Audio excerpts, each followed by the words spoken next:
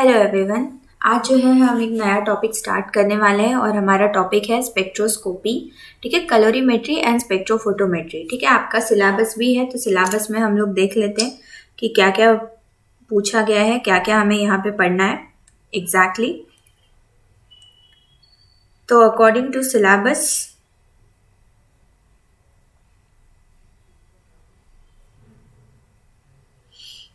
ठीक है, तो सिलेबस के अकॉर्डिंग टू आपको पढ़ना है प्रिंसिपल्स ऑफ फोटोमेट्री। ठीक है, principles of photometry, then Beer's Lambert's law.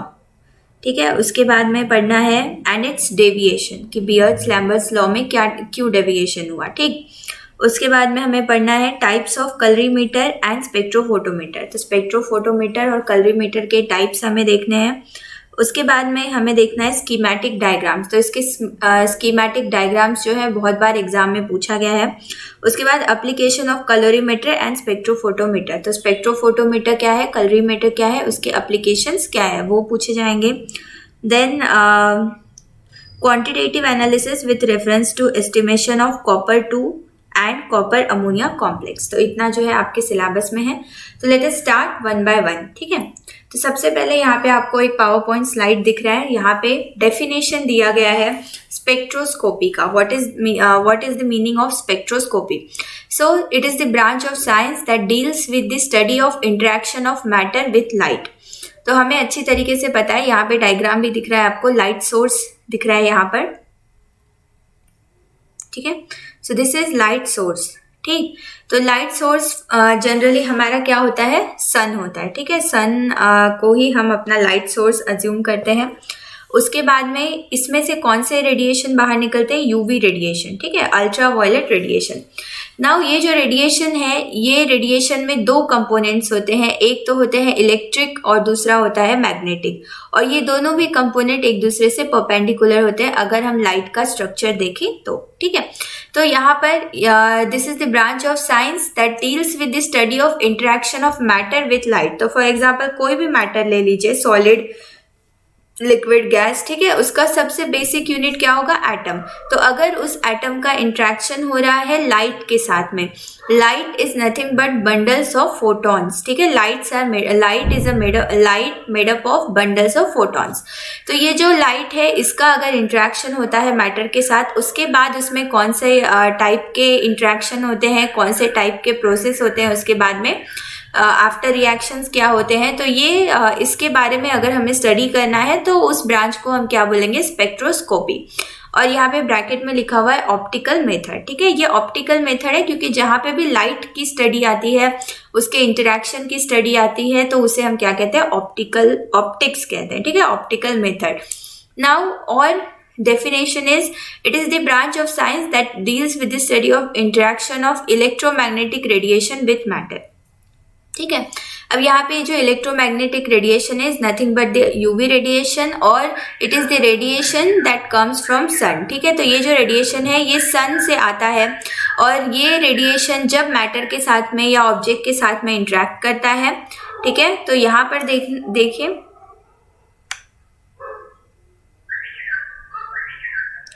ठीक है, जब ये इंटरेक्ट करता है तो यहाँ पर क्या होता है, आइदर एब्जॉर्प्शन होगा। ठीक है, आइदर लाइट का क्या होगा, एब्जॉर्प्शन होगा, यानी वो जो लाइट है वो मैटर के पार्टिकल्स क्या कर लेंगे, एब्जॉर्ब कर लेंगे, या तो ट्रांसमिटेंस होगा। ठीक है, अगर वहां पर मैटर नहीं है, ठीक है, या वो एरिया क्या है, ब्लैंक है, तो वहां पे क्या हो जाएगा, लाइट ट्रांसमिट हो जाएगा, और या तो क्या होगा, उस ऑब्जेक्ट से रिफ्लेक्ट बैक हो जाएगा। तो तीन फिनोमिनन होती है generally, absorption, transmittance and reflection. ठीक है, उसके बाद में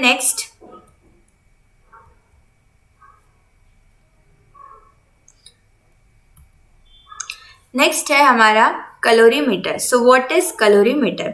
तो calorimeter is a instrument used for the measurement of coloured substance in solution. ठीक है, तो अभी हमने बहुत सारे ऐसे सॉल्यूशंस हैं जो कलर्ड होते हैं। For example copper sulphate. Copper sulphate का सॉल्यूशन कौन से कलर का होता है, ब्लू कलर का होता है। ठीक है, और भी अलग अलग टाइप के सॉल्यूशंस है जो क्या करते हैं, कलर शो करते हैं। तो ये सॉल्यूशंस की अगर हमें स्टडी करना है तो हम कौन से इंस्ट्रूमेंट का यूज करेंगे? कैलोरीमीटर। ठीक है, calorimeter is a instrument use for the measurement of coloured substance in solution. ठीक है, तो वो जो सब्सटेंस है जो कलर्ड है वो सॉल्यूशन के फॉर्म में ही होना चाहिए। The instrument is operative in the visible range. ठीक है, instrument is operative in the visible range of electromagnetic spectrum. तो जो इलेक्ट्रोमैग्नेटिक स्पेक्ट्रम है, लाइट का स्पेक्ट्रम है, इसका विजिबल रेंज कहाँ से स्टार्ट होता है? 200, इसका जो विजिबल रेंज है वो 400 नैनोमीटर से तो 700 नैनोमीटर्स तक होता है। ठीक है, इसमें विबग्योर जितने भी लाइट्स हैं वो यहाँ पर क्या होते हैं? विजिबल रेंज में प्रेजेंट होते हैं। तो ये वेवलेंथ का ये जो कैलोरीमीटर है ये इस स्पेक्ट्रम के बीच में क्या करता है? वर्क करता है, विजिबल स्पेक्ट्रम के बीच में। ठीक है, now next, determining the chemical composition of sample. Now qualitative, अब अगर हमें किसी भी केमिकल का, ठीक है, किसी भी केमिकल का कंपोजिशन डिटेक्ट करना है तो सबसे पहले उसे हम क्या बोलेंगे? सैंपल। जनरली एनालिटिकल केमिस्ट्री में अगर कोई भी ऐसा है जिसका हमें एनालिसिस करना है, आइदर उसके केमिकल कंपोजिशन का, आइदर उसके स्ट्रक्चरल कंपोजिशन का, तो हम उसे क्या बोलेंगे? सैंपल। तो यहाँ पर भी हमारे पास में एक हमारे पास सैंपल है जिसका हमें क्या डिटेक्ट करना है? Chemical composition. तो इसके दो तरीके हैं, आइदर क्वालिटेटिवली डिटेक्ट करें, ठीक है, आइदर क्वालिटेटिवली डिटेक्ट करें या तो क्वांटिटेटिवली डिटेक्ट करें। ठीक है, तो ये जो क्वालिटेटिवली अगर हमें डिटेक्ट करना है तो व्हाट एग्जैक्टली प्रेजेंट। ठीक है, क्वालिटेटिव में क्या होता है? हमें ये पता करना होता है कि उसमें एग्जैक्टली क्या प्रेजेंट है। ठीक है, और क्वांटिटेटिव में हाउ मच, कितने अमाउंट में प्रेजेंट है। So qualitative always provides information about the identity of species और functional group in the example. ठीक है, तो अभी फॉर एग्जाम्पल हम लेते हैं कि हमें कॉपर का रेडिकल फाइंड आउट करना है। ठीक, तो कॉपर का रेडिकल अगर हमें फाइंड आउट करना है या फिर हमें ये पता करना है कि किसी भी जो हमारा सैंपल है उसमें कौन से फंक्शनल ग्रुप्स है, कीटोन्स है, एल्डिहाइड है, अमाइंस है, कार्बोक्सिलिक एसिड है, तो अगर ये सारी चीज़ें हमें पता करना है तो हम उसका क्वालिटेटिव एनालिसिस करेंगे। ठीक है, और क्वांटिटेटिव एनालिसिस में it provides numerical information of analyte, कितना इसका क्वांटिटी इसमें प्रेजेंट है पर ग्राम, कितने इसमें जो है आयंस प्रेजेंट है या एटम्स प्रेजेंट है, तो ये सब अगर हमें कैलकुलेट करना है तो हम उसका क्वांटिटेटिव एनालिसिस करेंगे। ठीक है, तो डिफरेंस समझ में आया क्वालिटेटिव और क्वांटिटेटिव में। तो क्वालिटेटिव क्या क्या इन्फॉर्मेशन प्रोवाइड करेगा? आइडेंटिटी ऑफ द स्पीसीज, ठीक है, रेडिकल है, एसिडिक है, बेसिक है, ये सब हमें बताएगा, प्लस उसमें कौन से फंक्शनल ग्रुप प्रेजेंट है ये हमें बताएगा। और क्वांटिटेटिव में कितने अमाउंट में प्रेजेंट है ये हमें क्या होगा? वहां पे पता चलेगा। Numerical information of analyte, analyte मतलब कि हमारा sample. Now electromagnetic radiation.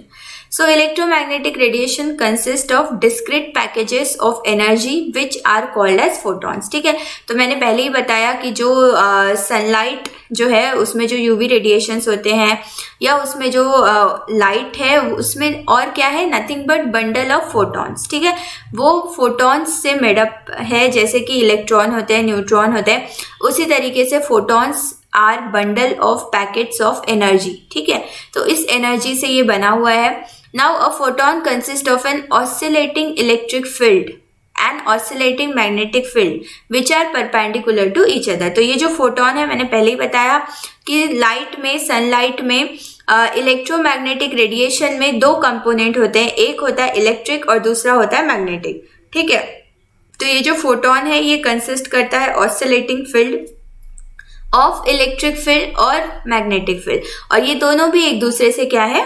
Perpendicular है। For example consider this is the oscillating field of electric component, then this is the oscillating field of magnetic component and both are perpendicular to each other. ठीक है, तो यहाँ पे दिख रहा है diagram, diagram में अच्छी तरीके से हमें दिख रहा है कि यहाँ पर सी ये सोर्स है हमारा लाइट का। ठीक है, अब यहाँ से इस पाथ में, यहाँ वाले पाथ में, ऊपर वाले पाथ में देखो, ठीक है, तो यहाँ ऊपर वाले पाथ में इस तरीके से ये किसका डायरेक्शन है?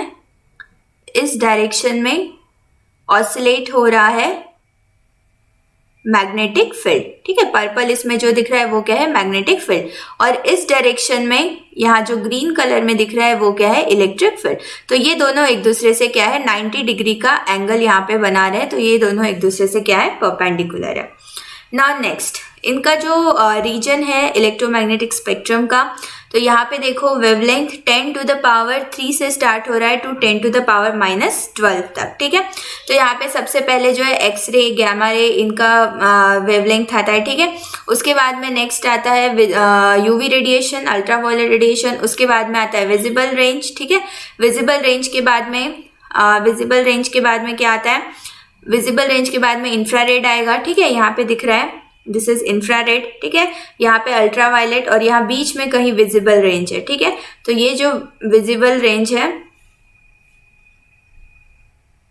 ये जो विजिबल रेंज है यहाँ पर, ठीक है, उसी में हमारा कलोरीमेट्री और फोटोस्पेक्ट्रोमेट्री क्या करता है, वर्क करता है। उसके बाद यहाँ पे इंफ्रारेड रेंज है 10 टू द पावर -6 के बाद में। उसके बाद में यहाँ पे माइक्रोवेव रेडिएशन है, यहाँ पे रेडियो वेव्स है, ठीक है। तो इस तरीके से ये पूरा इलेक्ट्रोमैग्नेटिक स्पेक्ट्रम क्या करता है, वर्क करता है। Now next, common spectroscopic methods based on electromagnetic radiation. अब ये जो इलेक्ट्रोमैग्नेटिक रेडिएशन है, इसमें ऐसा नहीं कि सिर्फ फोटो स्पेक्ट्रोमेट्री या कलरीमेट्री ही वर्क करता है, बल्कि इसमें और भी कई सारे स्पेक्ट्रोस्कोपिक मेथड्स है, स्पेक्ट्रोस्कोपिक टेक्निक्स है, जो यहाँ पे क्या होता है, वर्क होता है। तो सबसे पहला दिया हुआ है gamma ray emission, this is the type of spectroscopy, ठीक है। ये जनरली कौन से वेवलेंथ में वर्क करता है, ऑब्वियसली जो कम नैनोमीटर वाला वेवलेंथ होगा 0.005 टू 1.4 एंगस्ट्रॉम, ठीक है। और टाइप ऑफ क्वांटम ट्रांजिशन, ये जो टाइप ऑफ क्वांटम ट्रांजिशन है, इसका ये मीनिंग हुआ यहाँ पर कि उसमें जो है कौन से जगह पर वो लाइट जाके स्ट्राइक होता है, और उसके बाद में जो ट्रांजिशंस होती है वो कहाँ होती है, न्यूक्लियस में होता है, इलेक्ट्रॉन्स में होता है, प्रोटॉन्स में होता है, न्यूट्रॉन्स में होता है, ठीक है। तो इस तरीके से जो ट्रांजिशंस होता है लाइट के इंट्रैक्शन के बाद, तो वो कहाँ पे होता है, इसीलिए इसे बोला टाइप ऑफ क्वांटम ट्रांजिशन, यानी कि एटम के बेसिक लेवल पे ट्रांजिशंस कहाँ पे हो रहा है। तो पहला है गैमा रे इमिशन स्पेक्ट्रोस्कोपी, जो कि इस रेंज में वर्क करता है 0.05 टू 1.4 एंगस्ट्रॉम, और इसका टाइप ऑफ क्वांटम ट्रांजिशन है न्यूक्लियर, यानी कि ये न्यूक्लियस पे जाके इसका लाइट स्ट्राइक होता है और उसके बाद में ट्रांजिशंस होती है, ठीक है। ट्रांजिशन क्या होती है स्पेक्ट्रोस्कोपी में, ये हम बाद में डिस्कस करेंगे। Now next is X-ray absorption, emission, fluorescence and diffraction. तो एक्सरे के बहुत सारे टाइप ऑफ स्पेक्ट्रोस्कोपी है, absorption, emission, fluorescence and diffraction, ठीक है। तो इसका जो वेवलेंथ है 0.1 टू 100 एंगस्ट्रॉम, इनर इलेक्ट्रॉन्स में इसका ट्रांजिशन होता है। तो ये सारे टाइप ऑफ स्पेक्ट्रोस्कोपी है, ऐसा नहीं है कि मुझे इसके बारे में बताना नहीं है, मैं इसके बारे में डिटेल में बता सकती हूँ, बट क्योंकि हमें सिलेबस कवर करना है तो let us go towards the main topic, ठीक है।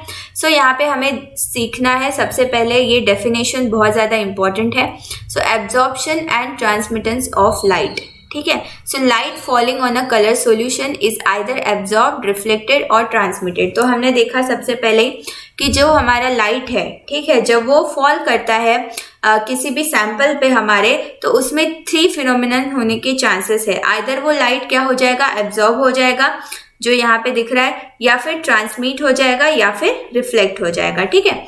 नाउ तो यहाँ पे देखो एक इक्वेशन लिखा हुआ है, I0 is equal to IT plus IA, okay. So this I0 जो है, I0 स्टैंड्स फॉर कि टोटल जो भी हमारा लाइट है, ठीक है, उसकी जो भी इंटेंसिटी है, उसके बाद में जो IT है कि कितना ट्रांसमिटेंस हुआ प्लस कितना एब्जॉर्प्शन हुआ, तो उससे हमें पता चलेगा टोटल इंटेंसिटी लाइट की। उसके बाद लॉज ऑफ एब्जॉर्प्शन स्पेक्ट्रोस्कोपी, अब इसके जो ये लॉज है वो हम देख लेते हैं। So first is Lambert's law, ठीक है। So when a monochromatic radiation is passed through a solution, the decrease in the intensity of radiation with thickness of solution is directly proportional to intensity of incident light, ठीक है। अब ये एक definition है, इसको समझ के अगर आप लोगों ने पढ़ा तो इजी जाएगा, अगर इसको हमने सिर्फ रट्टा मारा तो हमें ये याद नहीं रहेगा, ठीक है। तो लैम्बर्ट्स लॉ क्या कहता है, देखते हैं one by one. When a monochromatic radiation. अब सबसे पहले व्हाट इज मोनोक्रोमैटिक रेडिएशन? ठीक है, एक ऐसा रेडिएशन जो सिंगल सोर्स ऑफ लाइट से पास हो रहा है, ठीक है, मोनोक्रोमैटिक बीम। वहां पर जो है बहुत सारे लाइट का इंटरफेरेंस पैटर्न नहीं है, बल्कि सिर्फ एक सिंगल लाइट का सिंगल बीम है, ठीक है, जो कि मोनोक्रोमैटर नाम के इंस्ट्रूमेंट से बाहर निकाला है, ठीक है। सो मोनोक्रोमैटर क्या करता है कि लाइट के जो भी वेवलेंथ्स है उसको मोनोक्रोमैटिक बनाता है, ठीक है, यानी कि सिंगल जो वेवलेंथ का लाइट है वो वहां से बाहर निकलेगा। ये जो वेवलेंथ का लाइट है इसको ये मोनोक्रोमैटिक रेडिएशन हुआ, ठीक है। इस मोनोक्रोमैटिक रेडिएशन को जब हम सॉल्यूशन से डालेंगे, the decrease in the intensity of radiation, ठीक है। अब सबसे पहले ये हमें जानना है कि अगर सॉल्यूशन से कोई भी लाइट पास होता है तो उसकी इंटेंसिटी क्यों डिक्रीज होती है, ठीक। अब यहाँ पे जो सॉल्यूशन है उसमें क्या होगा, मैटर होगा, सॉल्यूशन है उसमें क्या होगा, पार्टिकल होगा। तो वो जो मैटर और पार्टिकल है जब उसमें से पास होगा, अब कंसीडर करो ये यहाँ पर सॉल्यूशन है, ठीक है, इसमें पार्टिकल्स है, ठीक है, इसमें पार्टिकल्स है। तो ये जो पार्टिकल्स है यहाँ पर, ये पार्टिकल्स क्या करेंगे, इस लाइट को क्या करेंगे, आइदर एब्जॉर्ब करेंगे, ट्रांसमिट करेंगे या रिफ्लेक्ट करेंगे। तो इसमें लाइट की इंटेंसिटी डिक्रीज हो जाएगी, ठीक है, इसमें लाइट की इंटेंसिटी क्या हो जाएगी, डिक्रीज हो जाएगी। Now with thickness of the solution is directly proportional to the intensity of incident of light, ठीक है। यानी इस लॉ का ये कहना है कि जो भी मोनोक्रोमैटिक लाइट हम सिंगल बीम लाइट हम यहाँ से इस सॉल्यूशन में से पास करेंगे तो उसकी जो intensity, the decrease in the intensity of radiation, उस रेडिएशन की जो इंटेंसिटी है वो जो डिक्रीज होगा वो किससे डायरेक्टली प्रोपोर्शनल होगा, it is directly proportional with the thickness of the solution is directly proportional to the intensity of incident light. यानी कि जितना सॉल्यूशन का थिकनेस होगा, फॉर एग्जाम्पल अब यहाँ पर दो हमें क्या करना है, सैंपल लेने हैं। अगर एक में हमारा सॉल्यूशन का थिकनेस है फॉर एग्जाम्पल 5 सेंटीमीटर, ठीक है, this is the thickness of solution 5 centimetre, और तो लाइट को ट्रैवल कितने इसमें करना है, 5 सेंटीमीटर के एरिया में लाइट को ट्रैवल करना है। लेकिन दूसरा सॉल्यूशन लिया जिसका थिकनेस कितना हुआ, 10 सेंटीमीटर, तो लाइट को ट्रैवल भी क्या करना है, 10 सेंटीमीटर थिकनेस में ट्रैवल करना है। तो 5 सेंटीमीटर वाले की थिकनेस कम है, 10 सेंटीमीटर वाले की थिकनेस ज़्यादा है। तो इसका क्या मतलब हुआ कि जो डिक्रीज होगी इंटेंसिटी ऑफ लाइट में वो डायरेक्टली प्रोपोर्शनल है, यानी कि अगर हमने थिकनेस को बढ़ाया तो जो इंटेंसिटी है लाइट की वो कम होगी, ठीक है, decrease in intensity directly proportional, ठीक है, यानी लाइट की इंटेंसिटी डिक्रीज होगी, ठीक। और अगर हमने क्या किया, सॉल्यूशन का थिकनेस कम किया तो decrease in the intensity of radiation भी कम होगा। समझ में आया, यानी लाइट को कम ट्रैवल करना पड़ेगा तो एब्जॉर्बेंस, ट्रांसमिटेंस और रिफ्लेक्टेंस भी कम होगा, तो इससे इंटेंसिटी ऑफ लाइट का जो डिक्रीज होना है वो भी क्या होगा, कम होगा। यहाँ पे directly proportional intensity of light नहीं है, बल्कि डायरेक्टली प्रोपोर्शनल क्या है, thickness of the, directly proportional क्या है, decrease in the intensity of radiation. ये बात ध्यान में रखना है कि when a monochromatic radiation is pass through a solution, the decrease in the intensity of radiation is directly proportional to the thickness of the solution, ठीक है। तो ये हो गया लैम्बर्ट्स लॉ। तो यहाँ पर लैम्बर्ट्स लॉ का जो ये सॉल्यूशन है इसको हम अलग से डिस्कस करेंगे, ठीक है, क्योंकि मैं इसको रिटर्न में पढ़ाना चाहती हूँ। यहाँ पर आप फॉर्मूला एक बार देख सकते हो।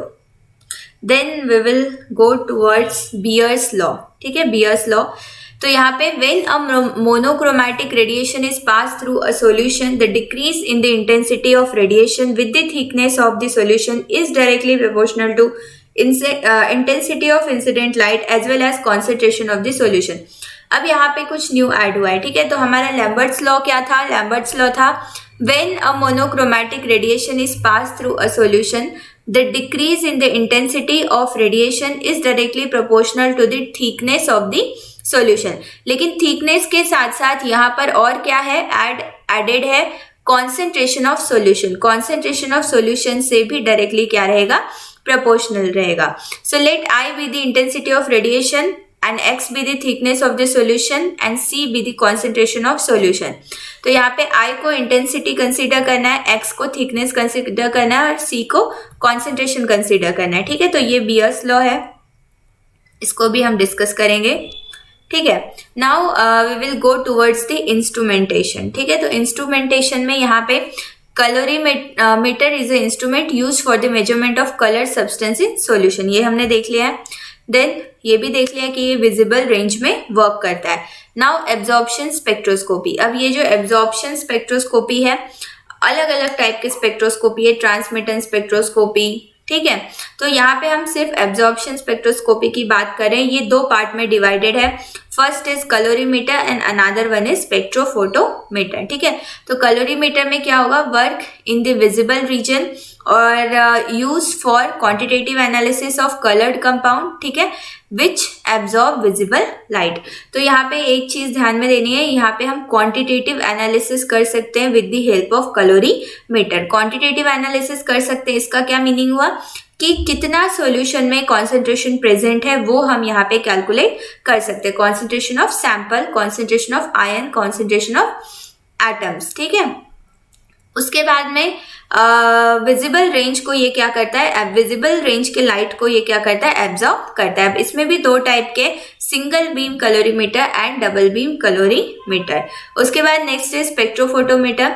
सो work in UV visible and IR region. तो जो स्पेक्ट्रोफोटोमेट्री है वो विजिबल रेंज में वर्क नहीं करता है, वो यूवी रेडिएशन, आईआर रीजन और विजिबल भी रीजन में कोई कोई स्पेक्ट्रोफोटोमीटर वर्क करता है। ठीक है, तो कैलोरीमीटर की स्पेशलिटी है कि ये सिर्फ विजिबल रीजन में वर्क करता है और स्पेक्ट्रोफोटोमीटर यूवी, विजिबल और आईआर तीनों रेंज में वर्क करता है।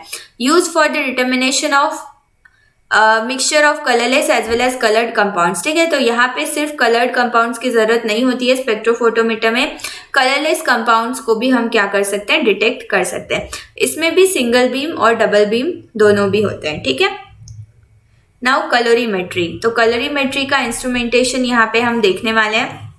So first of all, an instrument which is use for measuring absorption in the visible reason, it is also called a photometric calorimeter. ठीक है, तो फोटोमेट्रिक क्यों बोलेंगे, क्योंकि ये लाइट के ऊपर वर्क करता है। ठीक है, लाइट के साथ इंटरेक्शन करता है। तो इसमें यहाँ पे ये जो कैलोरीमीटर है, इसका इंस्ट्रूमेंटेशन यहाँ पे दिखाया गया है। विजिबल रीजन में वर्क करता है 400 नैनोमीटर टू 700 नैनोमीटर। यहाँ पे देखो लाइट सोर्स हमें लेना है, ऑब्वियसली मोनोक्रोमैटिक लाइट है तो यहाँ पे क्या रहेगा, मोनोक्रोमैटर। उसके बाद फिल्टर होना चाहिए जो कि मोनोक्रोमैटिक बीम को अपने से क्या करे, इमिट करे। उसके बाद यहाँ पे सैंपल होना चाहिए, सैंपल के बाद में यहाँ पे डिटेक्टर होना चाहिए, डिटेक्टर जो कि क्या करे, ट्रांजिशंस को डिटेक्ट करे और डिटेक्ट करके वहाँ पे क्या दे, हमें रीडिंग दे। और उसके बाद में रीड आउट हमें कहाँ पे मिलेगा, ऑब्वियसली कंप्यूटर पे। ठीक है, तो इस तरीके से कुछ होता है। यहाँ पे देखो, ये है हमारा लाइट सोर्स, ये यहाँ से मोनोक्रोमैटिक बीम क्या करेगा, बाहर निकालेगा। तो इसके बीच में ये फिल्टर है और यहाँ से ये मोनोक्रोमैटिक बीम इस सैंपल पे क्या होगा, स्ट्राइक होगा। सैंपल पे स्ट्राइक होने के बाद में ये क्या करेगा, डिटेक्टर इसको एब्जॉर्ब करेगा और यहाँ पे क्या देगा, रीडिंग देगा। Now single beam calorimetry. तो यहाँ पे ये जो इंस्ट्रूमेंटेशन दिखाया है सिंगल बीम कैलोरीमेट्री का, तो सिंगल बीम कैलोरीमेट्री में जो भी होंगे वो है अ सोर्स ऑफ लाइट। ठीक है, लाइट सोर्स होना ही चाहिए। स्लिट्स किस लिए होना चाहिए, मोनोक्रोमैटिक लाइट बनाने के लिए।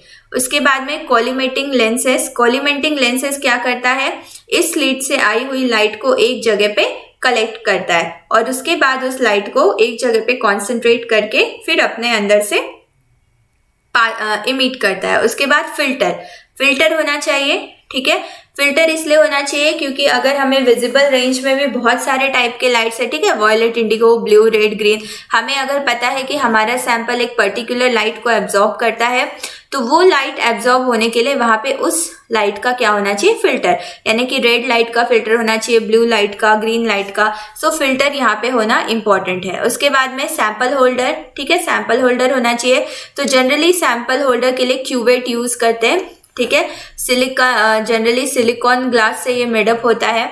उसके बाद में क्यूवेट जो है वो पूरा क्लीन होना चाहिए, नीट एंड क्लीन। उसके बाद में डिटेक्टर, ठीक है, डिटेक्टर में हमारा जनरली फोटो सेल होता है क्योंकि ये लाइट के ट्रांजिशन को इजीली सेंस कर लेता है और सेंसिटिव होता है। उसके बाद में रिकॉर्डर, तो रिकॉर्डर में हमारा यहाँ पे गैल्वेनोमीटर है जो क्या करेगा, डिफ्लेक्शन को मेजरमेंट करेगा। सो ऑल दिस, ये जो सारे पार्ट्स हैं इंस्ट्रूमेंटेशन के पार्ट्स हैं, इनको आपको याद रखना है।